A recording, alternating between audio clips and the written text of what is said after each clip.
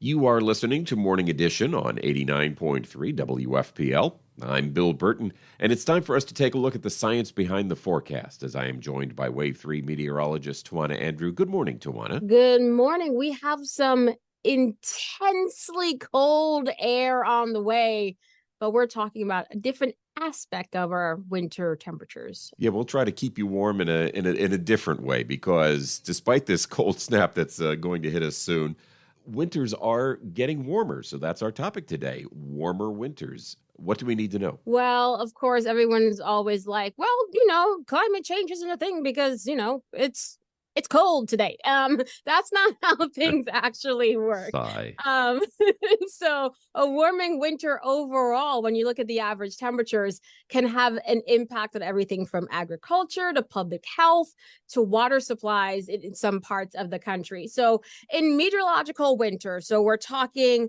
basically from December through February. That is the fastest warming season for most of the United States. In fact, the northern portions of the country have seen the most significant and rapid warming since 1970, and the Northeast and the Great Lakes have been the most effective. So there was one study that dove into everything, looked at 240 locations across the United States, and of those 240 locations, 95% have seen the average number of warmer than normal days increase in the last 5 decades. In Wow. fact, I dove into Louisville's numbers, and Louisville now sees 15 more days per winter with above average temperatures compared to what we saw in 1970. 15, Wow. that is half a month worth That's a lot. of Yeah, that's a very warmth. long stretch. And then for Louisville overall, the average winter temperature has increased by 5.2 degrees Fahrenheit between 1970 and 2023. Mm. So everyone being like, hey, it seems like winter is not getting as cold as it used to. No, it's not your mind. That is actually what we're seeing as we look at the trends. And of course, warmer average winter days does not mean we won't see those cold snaps. But the number of sub-freezing nights that we are seeing across the country, that has fallen over the past 5 decades. In Louisville, on average, we see 19 fewer nights below 32 degrees Fahrenheit now compared to 1970. Wow. So 19 fewer nights with those colder temperatures.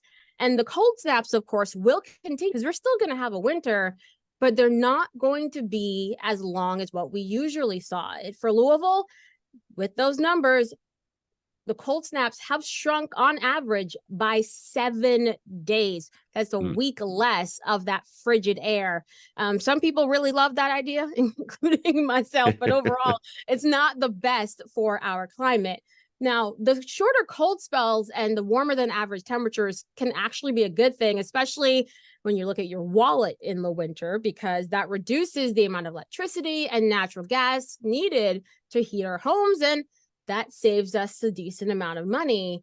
But on the flip side, we're going to have to use that savings in the summer months when we need more energy to cool our buildings with those above average temperatures that we're also seeing in the summer. Now, here's the bad side of this warmer weather in the winter. That actually allows disease carrying pests to stick around longer, Mm. which enhances health risks. So those mosquitoes that we hate in the summer, those are going to be a little bit clingy longer into the winter months as we see the changes with those temperatures.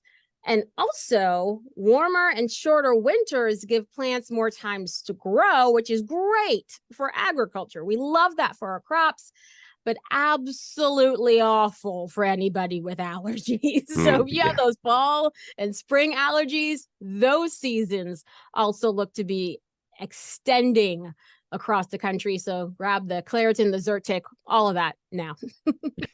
Yes, be prepared. You're definitely going to need it. But now we have a better understanding of why winter is, in fact, getting warmer overall, thanks to the latest edition of Science Behind the Forecast with Wave 3 meteorologist Tawana Andrew. Thanks for the knowledge, Tawana. Of course.